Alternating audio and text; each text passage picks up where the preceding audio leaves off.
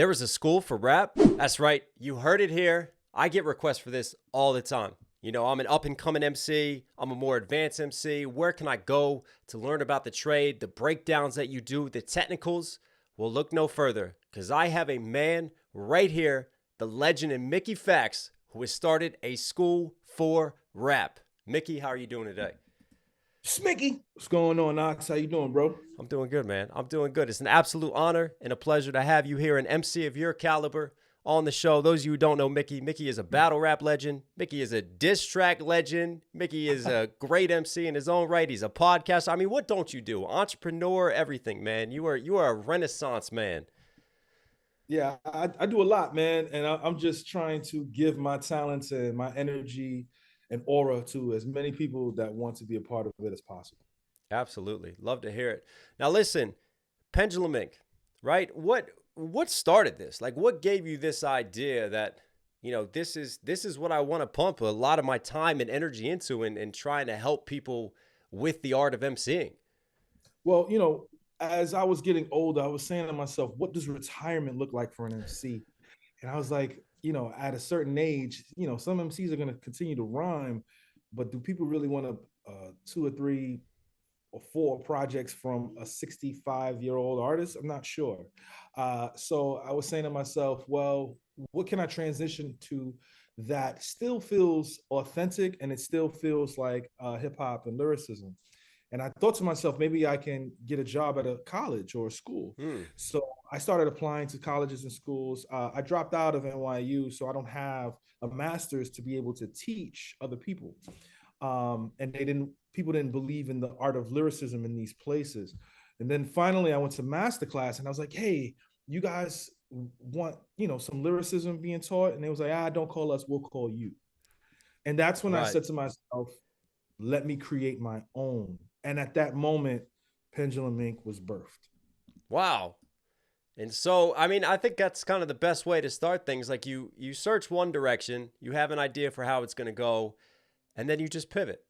And I Yeah. mean, it's been a hell of a pivot so far. I mean, you look at the guests that you brought on board, the classes that you're teaching. You want to talk a little bit about some of the roster that you have brought through and the name recognition that Pendulum Inc. has?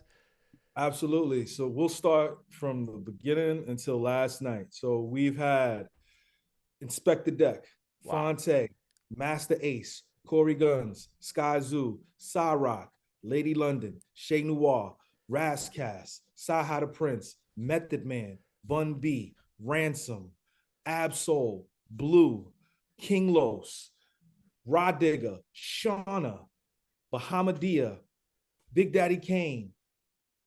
We have Betty the Butcher coming next month. We have Yes. Cassidy. We have Cassidy coming next week. We had Cannabis on last night. We had King Juice on as well. Daylight, Jazz the Rapper. We have Quentin Miller teaching tonight. I mean, it's That's we. insane, Mickey.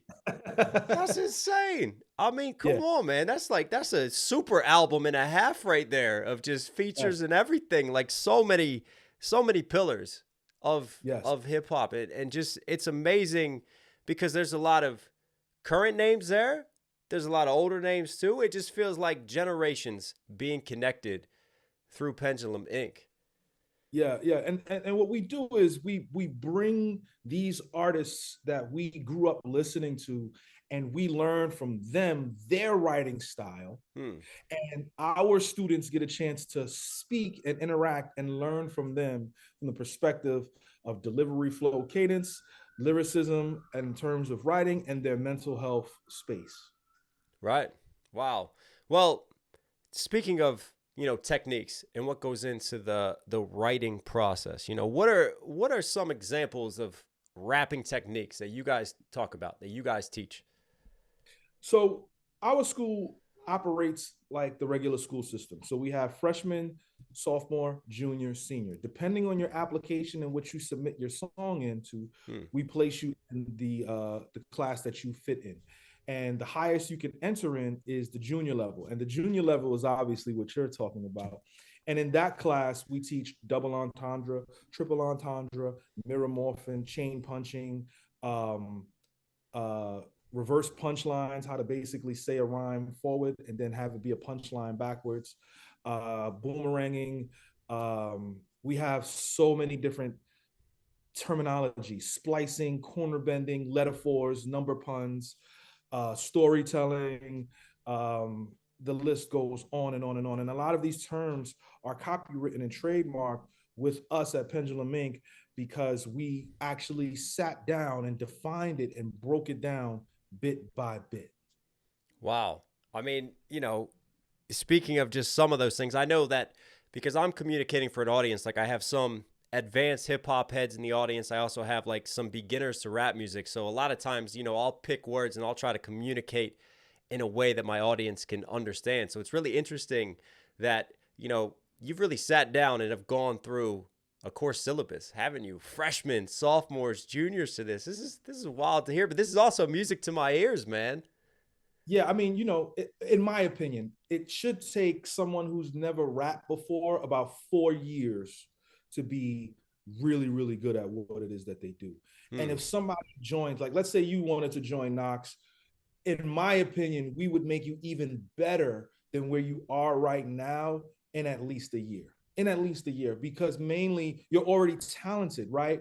But writing with intention shifts the thought process, and then it becomes even easier, right? Yeah. So because we've had MCs that came and taught come and do refresher courses with us. So we've had Rockness Monster from Helter Skelter. We've had Shauna. We've had Pharaoh Monch be a student for a couple of weeks. We've had Hannibal Buress, the comedian, as a student here at Pendulum Inc. And all of these MCs have gotten better after being here in Pendulum Inc. because it's a community of MCs and writers, and they get a chance to push their pen because everybody wants to be better than the next person. So everybody is happily competing to be student of the month or having the best verse that they hear that week. Yeah, I think that's a great point, Mickey. Rap is like anything. You can get better at it, you train at it, and you can always learn something new. It doesn't matter how old you are, it doesn't matter how long you've been doing it. And that's one thing I've learned through doing these reactions. Like when I break down a rap song, like there's something new that I might hear and that I might learn just trying to dissect it. And you don't normally think about it in that way unless you're forced to think about it from the writing perspective, from the creative process. And I think that's a great point, is that, we can always get better. I can always get better. I can always improve. And there's so much that we can learn. And I think that's a beautiful thing about your school is that, all levels are welcome. It's not just the beginner level. It's not just intermediate. Advanced levels are welcome because, again, there's something new that we can learn from. And when you have so many just great minds who have been doing it for so long coming together, I love that community spirit, that collective sort of representation, man. Now let me go on.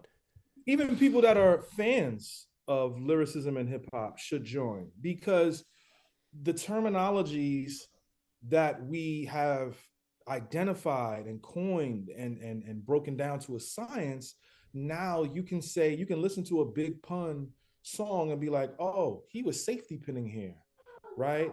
Or you could listen to an Eminem verse and be like, okay, he was shadow boxing. He did a 2-syllable shadow box here while he had a 8-syllable multifocal point, right? So we speak in that language because I see a lot of people say internals and he had these syllables, but no, we identify it to a T, so a person could say he did this, and this, and we have the exact formula for you and how to actually break it down. Hell yeah. What, speaking of some of the specific techniques, like just to give the viewers some examples, like what is one way to improve your rhyme writing, to step up the multis? Okay, so if you want to step up the multis, and I will give this one away for free for the people here at the Knox channel. So what we do is we have something called the T diagram, right? And the T diagram is how some of our beginner MCs learn how to create multis. And what I'll do is I will see if I can create this really quickly, right? So you make a graph like this, right? And let's say we want to use fast break, right? So we'll put fast here, and then we'll put break here. So right, so you'll see fast break right there. And then I ask the students, okay, because some students are not multi, they're not multi, they don't rhyme in multis, right? But that's a foundational thing at Pendulum Inc that you have to do when you get into your sophomore class, right?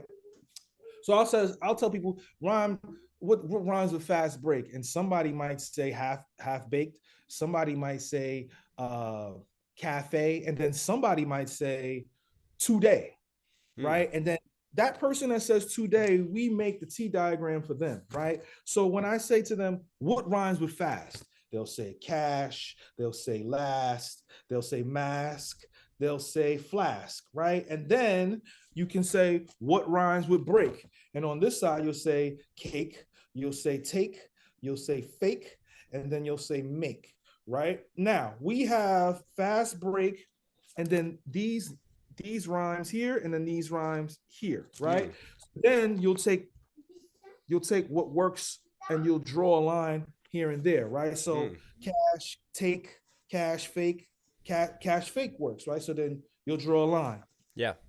Homies cash fake from a fast break, or we'll say last take, right? And then you'll draw a line right there. So that's how we teach MCs to be better writers, just from a multi standpoint, because at the end of the day, we want MCs, right, to literally be foundationally great at rhyming multis. That is the foundation of being a great lyricist, being able to syllable write. That is you got to do that, at least in my opinion. You know Absolutely. Absolutely. I agree with that wholeheartedly. I think no matter the track, what you're doing, if it's a storytelling track, if you're just barring out, the listener might not notice it if you're just a casual listener, but it sounds so much better to anyone's eardrums if your rhyme schemes are tight. If you've got the multi-syllable rhyme schemes just clocking throughout, it's always just going to sound so much more audibly pleasing. Even though if people don't necessarily notice it and they don't appreciate it right then and there for what it is, it all helps, doesn't it? And it all contributes. I think, the art of rhyming is the essence of it, which is... Yeah, and that T diagram is just one of the many formulas we have. We have the double entendre, the triangulated double entendre formula that we do. We have our reverse punchlines where you can write a line one way and then reverse it, and it's a completely different bar. We have shadow boxing. We teach you how to do. We have everything that you can think of. Even MCs who've never rhymed on beat, we can actually teach you how to rhyme on beat sharper. We have a class dedicated just to that. Wow. One question I do have, because I think this is another interesting topic with MCing, is what about flows? The art of rhythm over top of the beat and the pockets that you ride. How can you hone that? So that is our senior level class. That is advanced rhythm and style, where we teach you memorization, we teach you triplet flow, we teach you trap flow, we teach you double time flow, we teach you cadences, spatial rhyming, overlapping, all of these different things that different MCs use, right? So a twister who has also came to teach, he taught our students how to rhyme fast, right? By taking small pockets of breaths and just keeping it going. And we had students emulating twister in class, right? Or overlapping, right? Which is rhyming on different parts of the beat, but leaving your focal point in one place, and then it doesn't end where you think it's going to end, right? So that's something that Drake has been doing frequently and more often, right? Or somebody like Rick Ross, who does spatial rhyming. He'll leave a lot of the beat open, and then if the beat is just breathing, and then he'll say like maybe 5 words, and then that will be the space. Or the Migos style, like we do all of that. We teach everything that you can think of when it comes to writing, rhyming, delivery, cadence, pocket, tonality, volume, inflection, everything. We have it here at Pendulum Inc. Incredible. What is a technique that you think is underappreciated to the art of rapping? A technique that I think is underappreciated, I would have to say, is segmenting. something Right. that we call segmenting. So segmenting is like if the focal point is um, university, right? University is what we use to rhyme. So who's who's merciful, who is it, you are mercifully, right? Or stupid stupid versus be university, truly working the foolish virgin freak, right? Yeah. All of that, right? So university is your focal point. Mm. Segment is rhyming univ Mm. or univer, right? So the stupid, the stupid foolish, the stupid foolish dude went to university. The cool, the two, the two, the food, the two, the poo, the purity, right? So Mm. like rhyming, it's not shadow boxing. Shadow boxing is rhyming within the rhyme, but segmenting is rhyming the beginning of the focal point, just Yeah. the beginning of it, and creating opportunities for a listener to be like, yo, he's rhyming before he gets to the rhyme, but it's also a part of the rhyme, Yes. right? So to me, that is one of the most underappreciated portions of lyricism because everybody's so focused on the multis, right? Mm. Can you do a five syllable multi? Can you do a 7 syllable multi? But what about the other intricacies of writing and technique writing? And that's where you could kind of hear the real skill set, right? Like Yeah. even on not to go to Wraith, right? But Ryan Montgomery hiding behind every rhymer, he defining it, right? Like so, Mm. it's like I was rhyming the focal point, but the beginning half of it multiple times. Look how I love how you just casually drop in again to me one of the greatest diss tracks in the past decade. Like let's just slide that in real quick. Let me just give that a little bit of a shout out. You couldn't help yourself, could you, Mickey?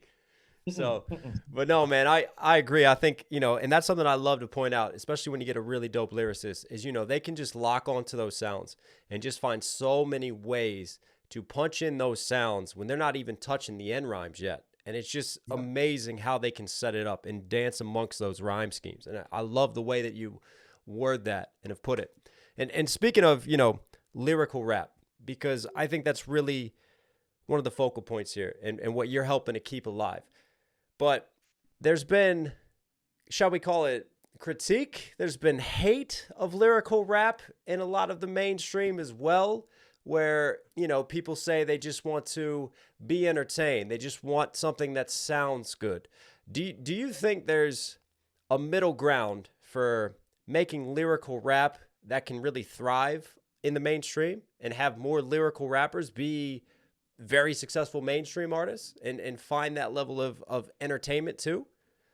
absolutely. I think that for us as lyricists, right, and this is including yourself, you're a great lyricist. Thank you, I man. think that we're so cerebral Mm. when we're trying to impress each other.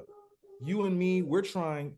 When I write, I'm trying to impress the people like Knox Hill. And when Yeah. Knox Hill writes, he's trying to impress me, King Crook, and potentially M when he listens, right? Yeah. Then that's a very small percentage of people. Very true. And we have to remember that music is still emotion, music is still a vibe, music is still an aura, and music is still a feeling. So even though, like, when I create my music, I try my best to not impress Knox Hill Mm. in my music. Yeah. My freestyles, my battles, if I do one, my ciphers, I'm writing specifically for Knox Hill. Yeah. But when I do my projects and my albums, I'm trying to encompass emotion across various mediums. Mm. And I realize and recognize that there is a vibe that a lot of us as lyricists tend to just leave to the side. Mm. Um, so I think there is a happy medium of being able to be transparent in your music as well as just enjoying the moment. Sometimes, all lyricists party. Like I've seen Lupe party, I've Mm. seen party, I've seen Joe Button party, I've seen these guys actually do these things. But for whatever reason, when it's time to create that, there's potentially may not be enough women in the studio. There might not be enough people that are not as cerebral as us Mm. in the room.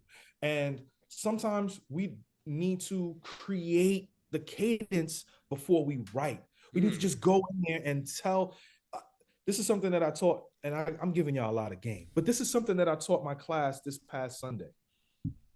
When you get a beat and it feels like it's a vibe beat, don't just write it straight out. Music is a marriage between the beat and the lyrics. And before you get married, right, you have to court the woman. You don't just one night stand the woman.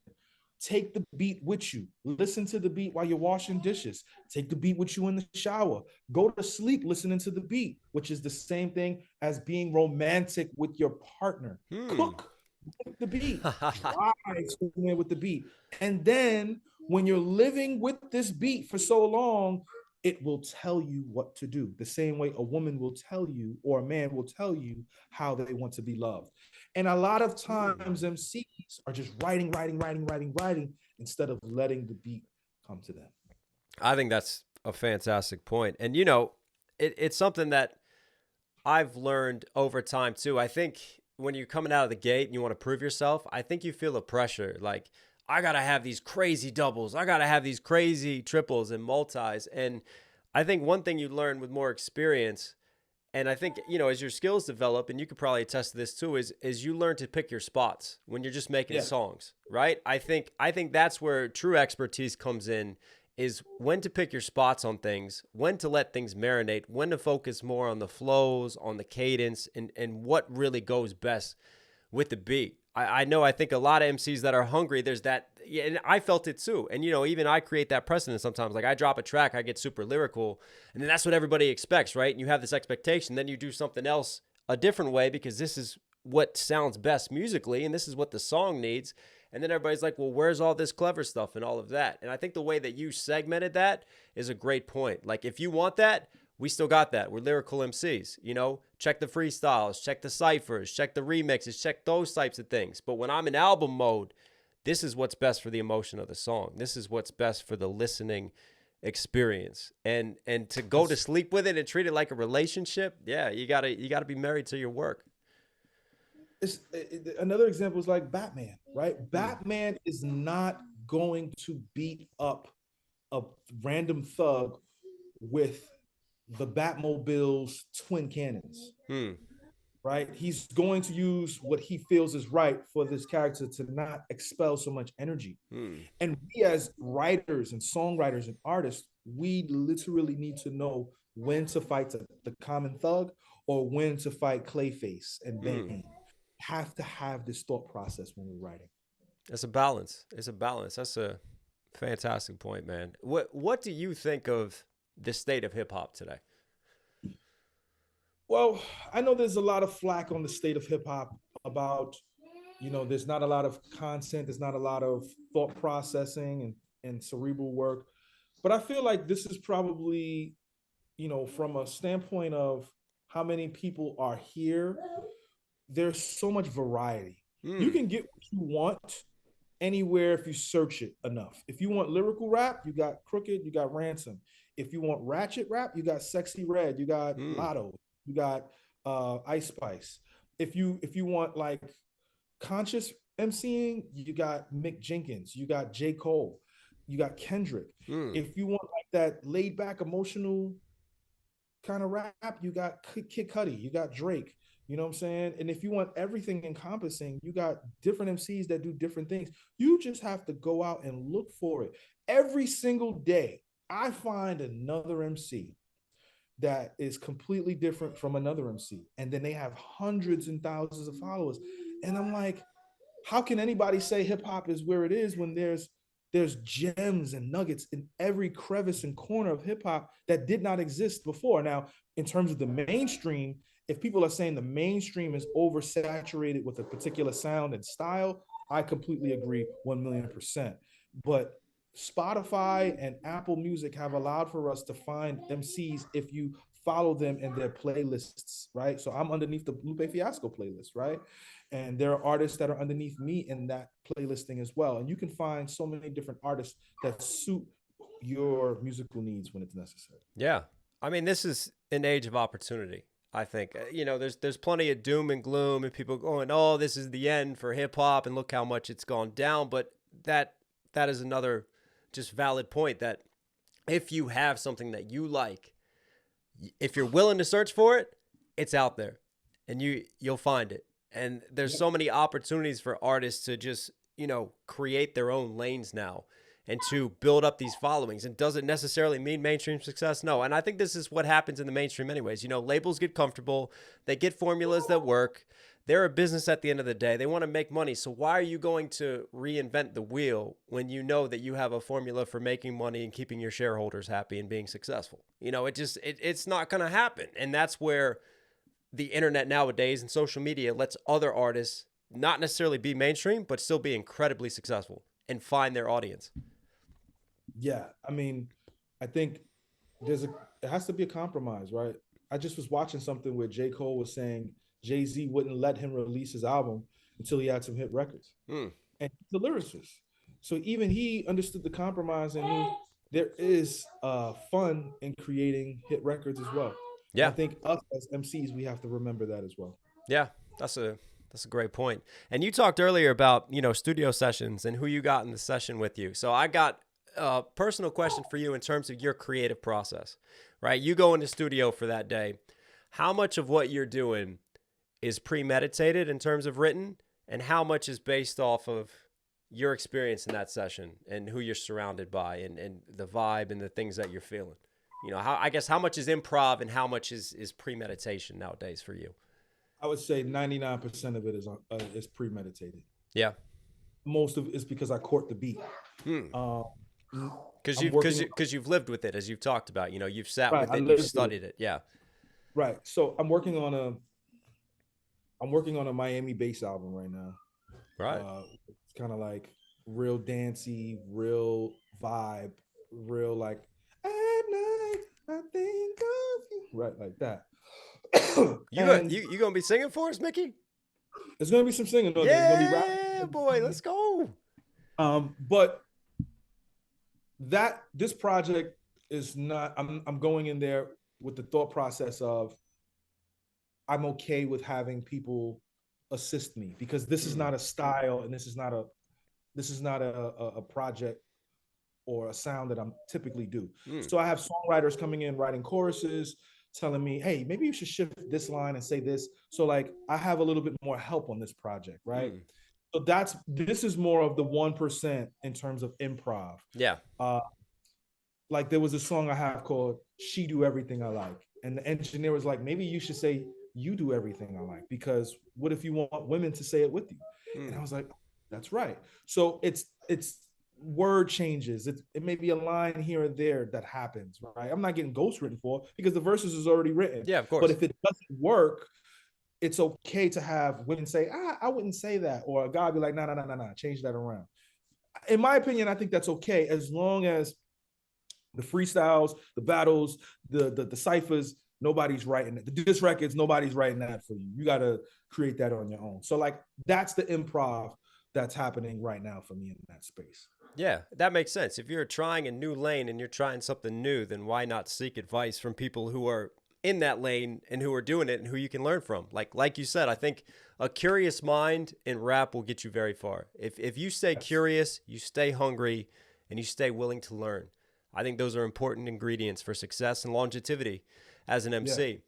Yeah. Speaking of MCs and all the great names that you've had, one of the things I found is learn from those who are doing it at a high level.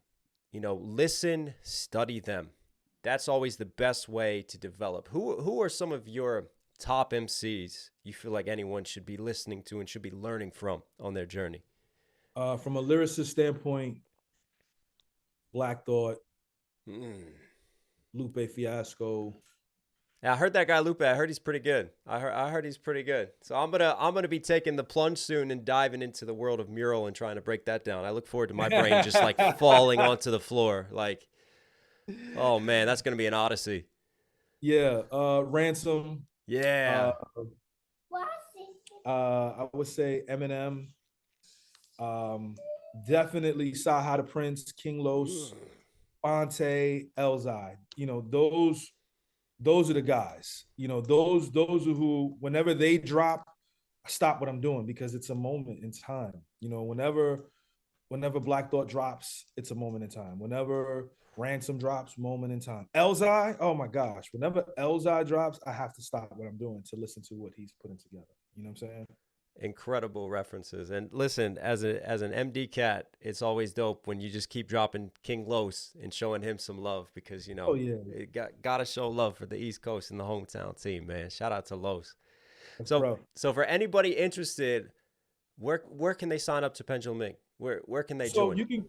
you can go to penduluminc.com and fill out a application, and we can have a one-on-one conversation where you can get a chance to know about the school, because it's not just teaching you how to write rhymes. We also have business classes, we have elective classes, songwriting classes, we have a mental health class that happens every Wednesday. Hmm. um, we have our graduation that's in person.